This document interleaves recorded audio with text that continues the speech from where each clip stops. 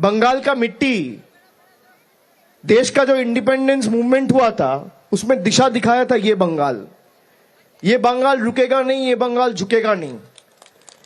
आप जितने ताकत लगा के वार करोगे बंगाल के लोग उतने मजबूत बनेंगे, लेकिन हम आपके सामने सर नहीं झुकाएंगे। सर कट जाएंगे, लोग मिट जाएंगे, लेकिन दिल्ली के दरिंदों के सामने हम सर नहीं झुकाएंगे। हम बिकेंगे नहीं, हम झुकेंगे नहीं, हम गिरेंगे नहीं, हम रुकेंगे नहीं। हम अगर सर झुकाएंगे तो हमारे जो मां है, बाप है, परिवार के बुजुर्ग लोग हैं, समाज के बुजुर्ग लोग हैं, उनके सामने सर झुकाएंगे। हम चर्च में झुकाएंगे, मंदिर में झुकाएंगे, मस्जिद में झुकाएंगे, गुरुद्वारा में झुकाएंगे, लेकिन दिल्ली के दरिंदों के आगे हम सर नहीं झुकाएंगे। इसीलिए ये कैंपेन कि चाहे जितना ताकत है आपको लगा लो, चाहे आप ईडी लगाओ, चाहे आप सीबीआई लगाओ, चाहे आप सीआरपीएफ लगाओ, चाहे आप मीडिया लगाओ, चाहे आप पैरामिलिट्री फोर्स लगाओ, चाहे आप जुडिशियरी लगाओ, चाहे आप इनकम टैक्स लगाओ, जितना जोर है, ताकत है, लगा लो। जितना वार करोगे जीतेगा तो बंगाली। যতই করো হামলা আবার জিতবে বাংলা। কিন্তু এবার বাংলার জয়ে আলিপুরদুয়ারকে অগ্রণী ভূমিকা পালন করতে হবে। মমতা বন্দ্যোপাধ্যায়কে চতুর্থবার মুখ্যমন্ত্রী করার লক্ষ্যে আলিপুরদুয়ারকে 5-এ 5 করতে হবে। এই আলিপুরদুয়ার সাব ডিভিশন ছিল, মামাটি মানুষের সরকার জেলা করেছে। আলিপুরদুয়ারের প্রতিদানের সময় 2026-এর বিধানসভা নির্বাচন। এই নির্বাচনে যারা বিভাজনের রাজনীতি করে, বৈষম্যের রাজনীতি করে, বিচ্ছিন্নতাবাদের রাজনীতি করে, বাংলাকে ভাতে মারার চক্রান্ত করেছিল, যারা বাংলার লক্ষ লক্ষ ভোটারকে আনম্যাপ করে তাদের মৌলিক অধিকার কেড়ে নিতে চেয়েছে, সেই বাংলা বিরোধী, আলিপুরদুয়ার বিরোধী বিজেপিকে আলিপুরদুয়ারের ম্যাপ থেকে বিদায় দিয়ে আনম্যাপ করে পাঠিয়ে দিতে হবে দিল্লিতে, এবং এটা সম্ভব করে দেখাতে হবে। বাংলাকে জেতাতে হবে। তৃণমূল থাকলে বিরোধীরা কুপোকাত, আর বাংলার 10 কোটি মানুষ পাবে দুমুঠো ভাত। আর বিজেপি থাকলে ধর্মে ধর্মে আঘাত আর প্রতিদিন ভাইয়ে ভাইয়ে সংঘাত। বিজেপি থাকলে মোদিজির দুয়ারে ভাষণ, আর তৃণমূল থাকলে দিদির দুয়ারে রেশন। কি চান? আলিপুরদুয়ারের মানুষকে বেছে নিতে হবে। আমরা গত বছর 12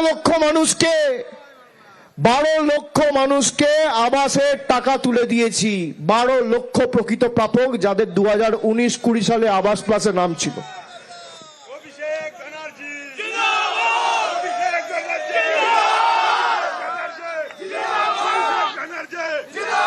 আমরা গত 1 মাস আগে আমাদের নেত্রী, বাংলার মুখ্যমন্ত্রী, কৃষ্ণনগর থেকে বাংলা জুড়ে 20,000 কিলোমিটার পাকা রাস্তা নির্মাণ, মনোন্নয়ন, রক্ষণাবেক্ষণের কথা ঘোষণা করেছে। 8,000 কোটি টাকা খরচা করে শুরু হয়েছে পথশ্রী, রাস্তাশ্রী 4। তার মধ্যে খালি আলিপুরদুয়ার জেলায় চা বাগান এলাকায় 60 কোটি টাকার উপর রাস্তার কাজ রাজ্য সরকার নিজে হাতে করছে, যেখানে 60% টাকা দেওয়ার কথা কেন্দ্রর, 40% দেওয়ার কথা রাজ্যর। 100% টাকা দিচ্ছে মামাটি মানুষের সরকার। আপনারা জানলে খুশি হবেন যে আমাদের নেত্রী গতবার বাজেটে বলেছে যে আমরা আরো 15-16 লক্ষ লোককে বাড়ির টাকা দেবো। এই বাড়ির টাকায় 60% দেওয়ার কথা মোদী সরকারের, তারা দিচ্ছে না। কেন? বাংলায় বিজেপি জেতেনি। বাংলা থেকে টাকা নিয়ে গিয়ে উত্তরপ্রদেশ, বিহার, গুজরাটে খরচা করছে। আর রোজ একটা করে ব্রিজ বিহারে ভাঙছে, মহারাষ্ট্রে ভাঙছে, গুজরাটে ভাঙছে। আপনি মাথা খাটিয়ে দেখুন, গত 10 বছরে কোথাও বিজেপির পার্টি অফিস ভাঙতে দেখেছেন?